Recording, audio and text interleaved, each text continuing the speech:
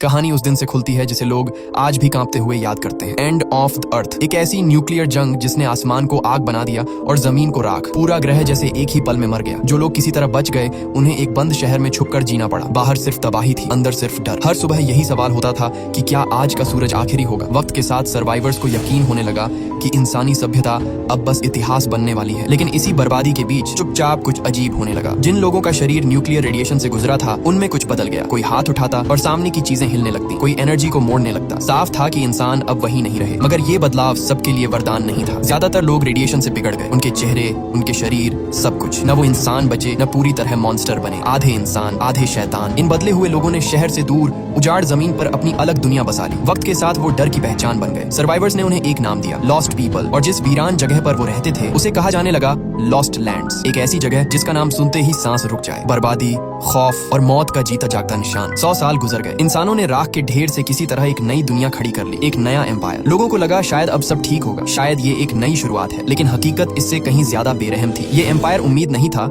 ये एक धीमी फांसी थी। हर दिन लोग सिर्फ जिंदा रहने के लिए टूटते रहे और बदले में उन्हें बस इतना मिलता कि वो अगला दिन देख सके। सबसे डरावनी बात ये थी कि सत्ता और आस्था के बीच दरार पड़ चुकी थी। एम्पायर और चर्च अब एक दूसरे पर भरोसा नहीं करते थे। चर्च जो कभी सिर्फ इबादत की जगह माना जाता था अब ताकत का सबसे बड़ा खेल बन चुका था। लॉस्ट लैंड्स को पवित्र मिशन बताकर उसने शहर के बीचों बीच अपनी प्राइवेट आर्मी खड़ी कर ली। आम लोगों को भर्ती किया गया और जिनके पास भी कोई असामान्य पावर थी उन्हें एक ही नाम दे दिया गया, हेरेटिक, बेधर्म। अगर ऐसा कोई इंसान पकड़ा गया तो उसके लिए कोई रहम नहीं था। चर्च के वॉरियर्स उसका पीछा तब तक करते जब तक वो सांस लेना बंद न कर दे। पूरा शहर व्हाइट टेरर के साए में डूब चुका था। लोग बोलने से डरते थे, सोचने से डरते थे, यहाँ तक कि उम्मीद रखने से भी डरने लगे थे। और जब एम्पायर के रूलर्स को आखिरकार असली खतरे का एहसास हुआ तब बहुत देर हो चुकी थी। चर्च इतनी ताकतवर बन चुका था कि उसे रोकना नामुमकिन था। सवाल अब ये नहीं था कि दुनिया बचेगी या नहीं, सवाल ये था कि अगर बचेगी तो किसके कानून पर। दुनिया उसे ग्रे एलिस के नाम से नहीं बल्कि अपोकलिप्स की आखिरी सर्वाइवर के तौर पर जानती है। वो उसी रहस्यमय लॉस्ट लैंड में पैदा हुई थी जहाँ जाना लोग मौत के बराबर समझते हैं। हजारों लोग उसकी ताकत के पीछे भागते हैं और उतने ही लोग उससे डरते भी हैं। उसकी पावर एक ख्वाब भी है और एक डरावना सच भी। उसी खामोश रात क्वीन ने चोरी से ग्रे से मुलाकात की। बिना किसी भूमिका के उसने सीधे बात रखी। उसे एक डील करनी थी। असलियत ये थी कि एम्पायर जिंदगी और मौत के बीच झूल रहा था। उसकी बीमारी अब छुपी नहीं रही थी। जैसे ही उसकी सांसें थमती चर्च इस मौके को पकड़ लेता, बगावत भड़कती और पूरा एम्पायर आग में झोंक दिया जाता। इस आने वाली तबाही को रोकने के लिए क्वीन ने एक बड़ा जुआ खेला। उसने ग्रे को एक मिशन ऑफर किया, एक ऐसा मिशन जो शायद कोई और स्वीकार करने की हिम्मत भी न करता। ग्रे को वापस उसी लॉस्ट लैंड में जाना था और ढूंढना था एक म्यूटेंट वेयरवुल्फ, ऐसा क्रिएचर जो अपना फॉर्म बदल सकता था। अफवाहें कहती थीं कि अगर उसके खून को किसी इंसान के शरीर में इंजेक्ट कर दिया जाए तो वो इंसान भी उसी तरह की हैवानियत और ताकत हासिल कर सकता है। डील के बदले क्वीन ने इनाम भी उतना ही बड़ा रखा, सोने के सिक्कों से भरा एक भारी बैग और उससे भी कीमती एक वादा। अगर ग्रे वेयरवुल्फ का खून ले आई तो पूरा एम्पायर उसकी हिफाजत करेगा। अब ग्रे के लिए सोचने जैसा कुछ बचा ही नहीं था। इतना बड़ा इनाम और सीधी गारंटी। उसने बिना देर किए हामी भर दी और कसम खाई कि फुल मून नाइट से पहले वो उस शेप शिफ्टर को ढूंढ निकालेगी, उसकी मैजिक पावर हासिल करेगी और उसे क्वीन तक पहुंचाएगी। क्वीन ने वही सुना जो वो सुनना चाहती थी और संतुष्ट होकर वहां से चली गई। क्वीन के जाते ही ग्रे ने अपनी डिविनेशन एबिलिटी इस्तेमाल करनी शुरू कर दी। वो वेयरवुल्फ का ट्रेस पकड़ ही रही थी कि अचानक सब कुछ रुक गया। सामने रॉयल गार्ड जेरिस खड़ा था। उसने उसकी मैजिक को जबरन काट दिया। जेरिस ने साफ कह दिया कि वेयरवुल्फ की ताकत किसी भी हाल में क्वीन तक नहीं पहुंचनी चाहिए। अगर ऐसा हुआ तो नतीजा ऐसी तबाही होगी जिसे कोई संभाल नहीं पाएगा। अपनी बात साबित करने के लिए जेरिस ने वो किया जिसकी उम्मीद किसी को नहीं थी। उसने अपनी फैमिली की सबसे पुरानी और कीमती निशानी बाहर निकाली, एक ऐसी चीज जिसे वो सिर्फ इस डील को रोकने के लिए कुर्बान करने को तैयार था। ग्रे ने उसकी आंखों में जलन और डर दोनों देख ली, लेकिन उसकी नजर किसी और चीज पर टिक चुकी थी। जेरिस के हाथ में एक चमकती हुई गोल्डन पॉकेट वॉच थी। उसकी चमक, उसकी अहमियत, सब कुछ इतना टेम्पटिंग था कि इनकार करना लगभग नामुमकिन लगने लगा। सच ये था कि ग्रे को हमेशा एक शानदार रिवॉर्ड चाहिए होता है और जब इनाम दिल को छू जाए तो वो कभी पीछे नहीं हटती। वो एक ऐसी विच थी जो हर मौके को अपने फायदे में बदलना जानती थी, चाहे उसकी कीमत कुछ भी क्यों ना हो। जेरिस के जाते ही ग्रे ने एक बार फिर अपनी डिविनेशन एबिलिटी एक्टिव की। इस बार वो पूरा फोकस लगाकर वेयरवुल्फ की लोकेशन पकड़ना चाहती थी। अगले ही पल उसके दिमाग में एक डरावनी तस्वीर उभरी। कुछ एडवेंचर्स एक सूख चुकी नदी को पार कर रहे थे। नदी नहीं बल्कि हड्डियों का ढेर। हवा में मौत की बदबू इतनी गहरी थी कि सांस लेना भी भारी लग रहा था। वो लोग जिस तरफ बढ़ रहे थे वहाँ अंधेरों के बीच छुपी एक गहरी केव थी और फिर अचानक बिना किसी चेतावनी के दूर अंधेरे में दो लाल आंखें चमकी। वही था म्यूटेंट वेयरवुल्फ, ग्रे का टारगेट। लेकिन उस क्रीचर से निकलती खूनी और भारी सारी एनर्जी ने ग्रे को झकझोर दिया। ये उसकी उम्मीद से कहीं ज्यादा खतरनाक था। उसी पल ग्रे को समझ आ गया कि सिर्फ अपनी ताकत के भरोसे वो इस मॉन्स्टर का सामना नहीं कर सकती। मिशन को जिंदा रखने के लिए उसे एक और रिस्क लेना पड़ा, इससे भी ज्यादा खतरनाक। ग्रे ने फैसला किया कि उसे अंडरग्राउंड ब्लैक मार्केट जाना होगा, वही जगह जहाँ हर वो चीज मिलती है जिसे दुनिया ने गैर कानूनी मान लिया है। वहीं उसे मिला एक नाम, बॉयज, एक लेजेंडरी बाउंटी हंटर जिसके किस्से लोग आज भी फुसफुसाकर सुनाते हैं। कहा जाता है कि वो एक सीक्रेट बार में छुप कर रहता है, बॉयज मार्केट के सबसे अंदर वाले कोने में। बॉयज ऐसा इंसान था जो कई बार लॉस्ट लैंड में कदम रख चुका था। लड़ाई का तजुर्बा, जिंदा बचने की आदत और हर हालात में रास्ता निकाल लेने की काबिलियत। इस मिशन के लिए वो परफेक्ट गाइड था। लेकिन जैसे ही ग्रे ने उसे ट्रिप का असली मकसद बताया, बॉयज की आंखों में शक की हल्की सी चमक आ गई। वो कुछ पल चुप रहा, फिर सच बोल दिया। उसने बताया कि स्कूल रिवर के आसपास एक म्यूटेंट वेयरवुल्फ रहता है। उसका नाम है सोरो, लेकिन वो जगह मौत का घर है। लाशें हर तरफ बिखरी पड़ी हैं। फर्क नहीं पड़ता तुम सर्वाइवर हो या कोई भटकती आत्मा, जो भी वहाँ गया है वापस नहीं आया। ये सुनते ही ग्रे के जिस्म में ठंड दौड़ गई। डर उसके चेहरे पर साफ था, लेकिन कुछ ही सेकंड में उसने खुद को संभाल लिया। उसके दिमाग में एक बात क्लिक कर चुकी थी, यही वो जगह हो सकती है जिसका जिक्र उस प्रोफेसी में था। थोड़ा सोचने के बाद ग्रे ने अपनी जैकेट से वो गोल्डन पॉकेट वॉच निकाली जो जेरिस ने दी थी। एक ऐसी दुनिया में जहाँ सब कुछ टूट चुका था और हर चीज दोबारा बनानी पड़ रही थी, वक्त को मापने वाली चीज सोने से भी ज्यादा कीमती थी। बॉयज ने एक सेकंड भी नहीं लगाया। उसने तुरंत ग्रे के साथ चलने के लिए हाँ कर दी। लेकिन बातचीत पूरी भी नहीं हुई थी कि टैवर्न के दरवाजे जोर से खुल गए। एक ग्रुप अंदर घुस आया। चर्च, वो ग्रे का पीछा कर रहे थे। उसे बेधर्म मानकर खत्म करने का ऑर्डर मिल चुका था।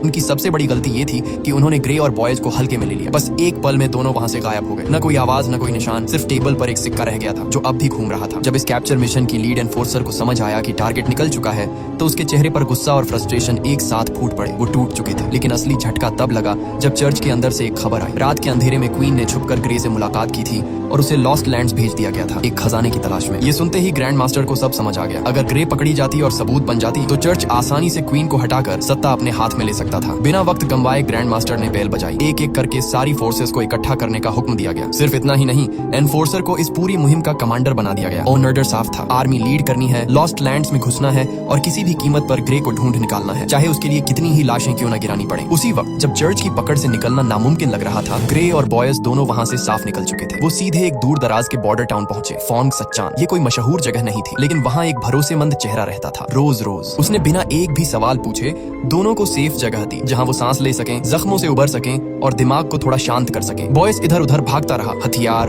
राशन, मैप्स, जो भी स्कूल रिवर की जर्नी के लिए जरूरी था वो सब जमा करता गया। रोज हर कदम पर उनके साथ खड़ी रही। वक्त अजीब तरह से तेज भाग रहा था, जैसे हर सेकंड हाथ से फिसल रहा हो। इसी बीच ग्रे के दिमाग में एक पुरानी प्रोफेसी बार बार गूंजने लगी। अगर उन्होंने आम रास्ता चुना तो कुछ न कुछ जरूर गलत होगा। कहीं एक्सीडेंट, कहीं कोई भटका हुआ इंसान रास्ता रोक लेगा, और अगर वो रुके तो मंजिल तक सबसे पहले नहीं पहुंच पाएंगे। फिर आएगी वो रात, पूर्णिमा की रात। जैसे ही पूरा चांद निकलता, वेयरवुल्फ की ताकत कई गुना बढ़ जाती। उस वक्त ग्रे और बॉयज मिलकर भी लड़ते तो जीत का कोई चांस नहीं होता, और अगर ये मौका हाथ से निकल गया तो अगला मौका पूरे एक साल बाद मिलेगा। तब तक दुनिया किस हालत में होगी कोई नहीं जानता। चिंता ग्रे के चेहरे पर साफ थी। तभी बॉयज एक आइडिया लेकर आया। उसे एक पुराना रास्ता याद आया, एक अबैंडन्ड रेलवे लाइन जो उस दौर की थी जब इंसानी सिविलाइजेशन अब भी जिंदा थी। अगर वो लोग इस रास्ते से जाते तो 3 दिन की दूरी कम हो सकती थी। लेकिन ये शॉर्टकट आसान नहीं था। हर कदम पर खतरा, कहीं छुपे हुए डेंजर्स, कहीं अचानक हमला। जैसे जैसे वो आगे बढ़े, सामने के मंजर किसी डरावने ख्वाब से कम नहीं थे। जो जगह कभी जिंदगी से भरी थी, आज सिर्फ टूटी दीवारों, गिरी छतों और खाली इमारतों का कब्रिस्तान बन चुकी थी। जमीन में गहरे क्रैक्स थे, जैसे धरती ने अपना मुंह खोल रखा हो। वहीं खड़े होकर बॉयज ने बताया कि ये कभी इंसानी सभ्यता की सबसे शानदार सिटीज में से एक थी। फिर वो महायुद्ध आया, आसमान से मौत बरसी, हजारों न्यूक्लियर मिसाइल्स एक साथ गिरे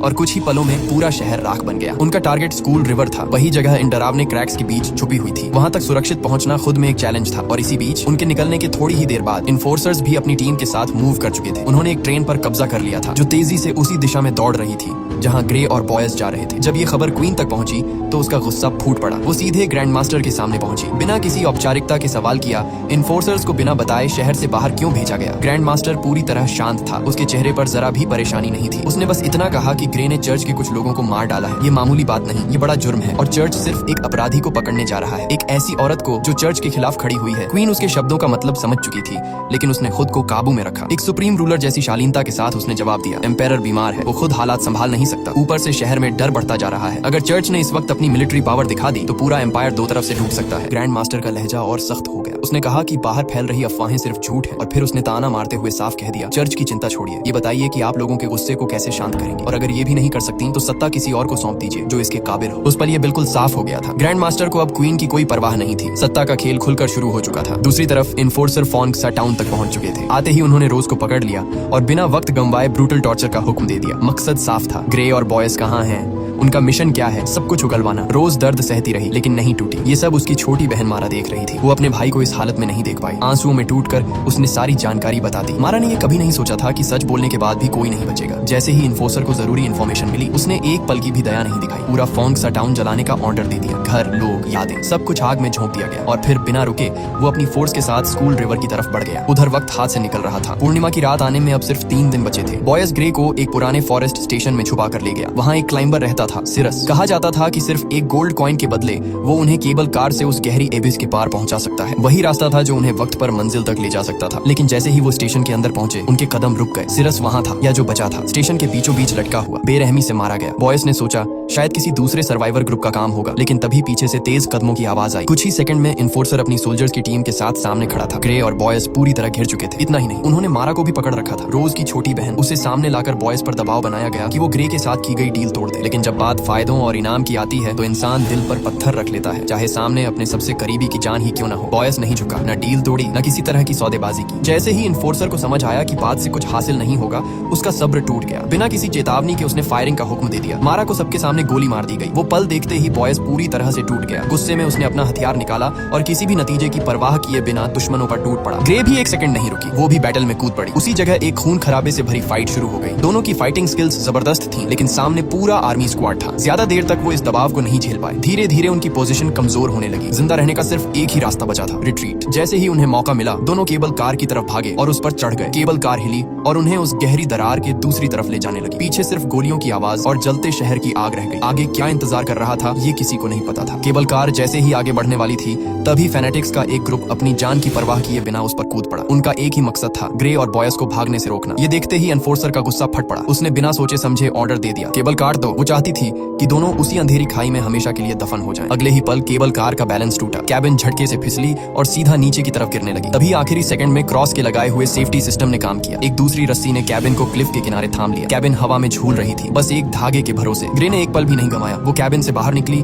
और चट्टान के सहारे ऊपर चढ़ने का रास्ता तलाशने लगी। बॉयज भी उसी तेजी से उसके पीछे बढ़ गया। लेकिन एनफोर्सर ने तय कर लिया था कि वो उन्हें जिंदा नहीं छोड़ने वाली। उसने बंदूक उठाई और फायर कर दिया। गोली लगते ही बॉयज का शरीर झटका खा गया। वो लगभग क्लिफ से नीचे गिर ही गया। उसी पल एनफोर्सर ने ग्रे पर निशाना साधा। ट्रिगर दबाने ही वाली थी कि उसकी नजर ग्रे की आंखों से टकरा गई। अचानक सब कुछ बदल गया। उसका सिर घूमने लगा, सांसें अटक गईं और पूरा शरीर जैसे जम गया हो। वो चाहकर भी हिल नहीं पाई। कुछ देर बाद ग्रे और बॉयज ने फिर से अपनी जर्नी शुरू की। वेयरवुल्फ अब भी उनका इंतजार कर रहा था और वक्त तेजी से खत्म हो रहा था। पूरा चांद सिर्फ 2 दिन दूर था। जिस रास्ते से वो गुजर रहे थे वो पहाड़ी इलाका था, खून और मौत की कहानियों से भरा हुआ। अपनी हिफाजत के लिए उन्होंने फैसला किया कि अब रात में आगे बढ़ने का रिस्क नहीं लेंगे। किसी सुरक्षित जगह की तलाश शुरू ही की थी कि खंडहरों के गहरे अंधेरे से डरावनी आवाजें गूंज उठीं। बॉयज का चेहरा उतर गया। उसे समझ आ गया था कि वो स्ट्रेज के बीच फंस चुके हैं। लेकिन मौत की उस घड़ी में भी ग्रे का दिमाग तेजी से चला। उसने जानबूझकर एक पेट्रोल का ड्रम गिरा दिया जो पहले से आग लगाने के लिए तैयार था। मगर अगले ही पल पूरा केव रोशनी से भर गया, जैसे किसी ने पहले से कोई सिस्टम एक्टिव कर दिया हो। दोनों ने तुरंत हथियार निकाले और डिफेंसिव पोजीशन ले ली। तभी अंधेरे से एक खतरनाक म्यूटेट चेहरा उभरा। एक लंबा पागल सा स्ट्रे जानवर की तरह दौड़ता हुआ उनकी तरफ आया। बॉयज ने बिना सोचे एक लाइटर पेट्रोल टैंक की तरफ फेंका। पल भर में आग भड़क उठी। आग का एक घेरा बन गया जो उनके चारों तरफ ढाल की तरह जलने लगा। स्ट्रेज रुक गए। जलती हुई दीवार ने उन्हें कुछ देर के लिए थाम लिया, लेकिन राहत का वो पल बहुत छोटा था। अंधेरे से स्ट्रेज का एक और झुंड निकल आया। उन्होंने मिलकर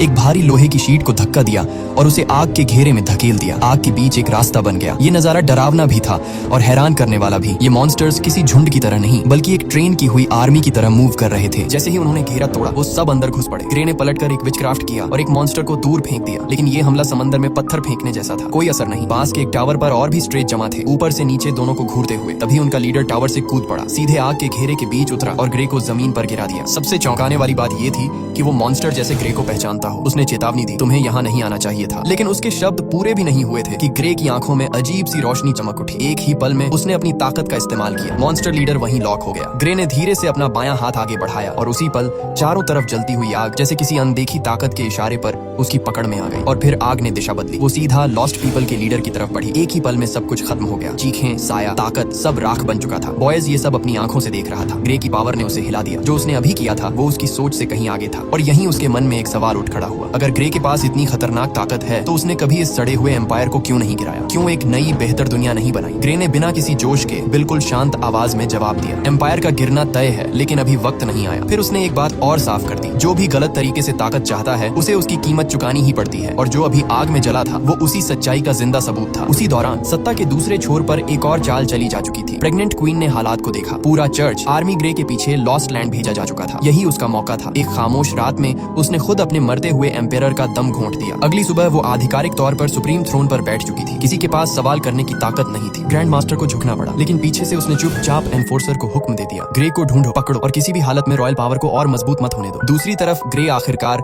लैंड ऑफ फायर तक पहुंच चुकी थी। बस यही एक इलाका पार करना था और उसके बाद स्कूल रिवर। वहीं वो वेयरवुल्फ छुपा था, लेकिन किसी बेगुनाह को खतरे में डालने के लिए ग्रे तैयार नहीं थी। उसने तय किया हुआ इनाम, वो पॉकेट वॉच बॉयज को थमा दी और इशारे से कहा कि वो अकेले आगे बढ़े। लेकिन इतनी मौतें, इतनी लड़ाइयां और अब बस यूं छोड़ देना, बॉयज के लिए ये मुमकिन नहीं था। उसने ग्रे से कहा कि वापस शहर चलते हैं, मगर बॉयज ये नहीं समझता था कि ग्रे के लिए वादे बोझ नहीं होते, कर्ज होते हैं और हर कर्ज चुकाना उसकी मजबूरी थी, चाहे अंजाम कुछ भी हो। कोई रास्ता नहीं बचा। बॉयज को उसके साथ जाना पड़ा। दोनों खंडहरों से गुजरे और एक गहरी अंधेरी टनल में दाखिल हो गए। स्कूल रिवर अब बहुत करीब था, बस थोड़ा सा फासला बाकी था। तभी जमीन कांपने लगी, नीचे के ट्रैक्स जोर से थरथराने लगे। ग्रे समझ गई एनफोर्सर्स यहाँ तक पहुंच चुके थे। अब इतनी दूर आकर वो सब कुछ बर्बाद नहीं होने दे सकती थी। उसने बॉयज से कहा, चुपचाप कहीं छुप जाओ, और खुद सीधे ट्रैक्स के बीच जाकर खड़ी हो गई। जैसे ही एनफोर्सर ने उसे रास्ते में खड़ा देखा, उसने एक पल की हिचक भी नहीं दिखाई। ट्रेन की स्पीड और बढ़ा दी। उसकी आंखों में सिर्फ खून की प्यास थी। लेकिन तभी ग्रे पलटी, दौड़ी और एक ही मूव में अपनी कमर से तलवार निकाली। ब्लेड सीधा जेरेस के सीने में उतर गया। खून हवा में फैल गया। सब कुछ एक पल में खत्म हो गया। और फिर एक ऐसा मोड़ आया